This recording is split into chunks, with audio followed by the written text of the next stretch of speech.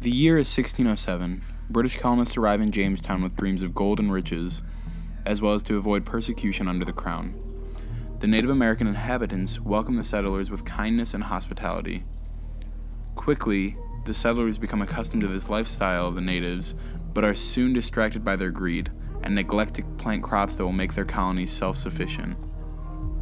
They continue to trade with the Native Americans for their food, but when supplies begin to dwindle, they instead implement force, beginning the long string of abuse committed by these new inhabitants.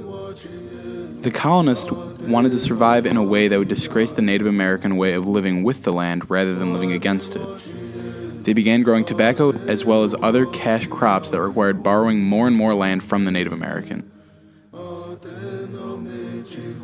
Along with the colonists' purposeful disregard to the natives' way of life, the diseases they brought with them from England, such as smallpox, cholera, and the measles, killed tribe members by the thousands. The natives' unprepared immune systems often resulted in death rates of almost 90%. Eventually, the Native Americans were goaded into signing peace treaties that relinquished their freedom in exchange for peace. The settlers agreed to give them small sections of undisturbed land or reservations and would allow them to hunt on colonist-owned land.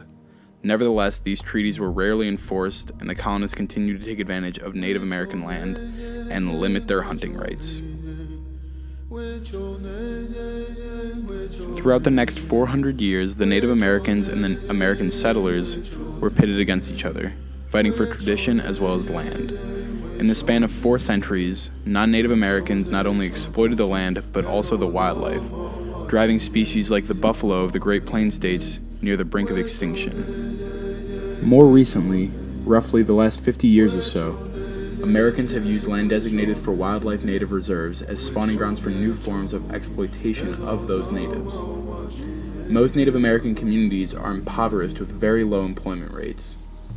By allowing drilling as well as industrial agriculture on their land, they have afforded the opportunity to pull themselves out of deep poverty. Currently, reservations contain about 3% of the nation's total oil and gas deposits.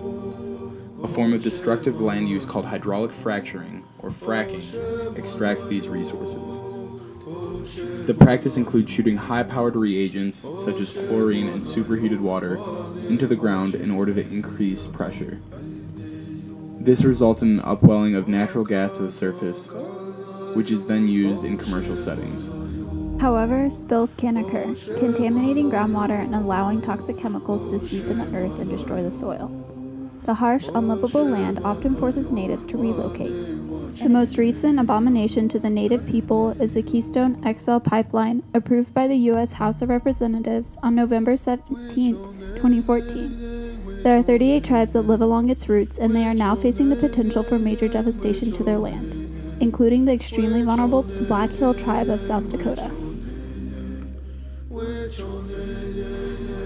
The indigenous people made a treaty with the U.S. government in the 19th century over land rights of these reserves for the sake of preservation of tradition, as well as sustainability of land for future generations.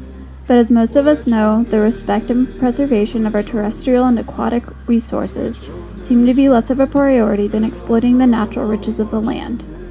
Native American land is being fracked into useless caliche soil. Rising sea levels are threatening to destroy native coastal villages, and the Native Americans don't have the resources or power to fight back. The first effects of nature are going to be seen, and they're going to be recorded to the tribal people, because since we're closer to nature and we're closer to that environment, that we're going to show the effects of it long before that you have people who work out of the 50th story in a skyscraper in Seattle. Since the arrival of Europeans in the New World in the 17th century, conflict with the natives of this land has been inevitable. The exploitation of land, resources, and native traditions by the U.S. government and its predecessors has become a commonplace part of everyday life in America.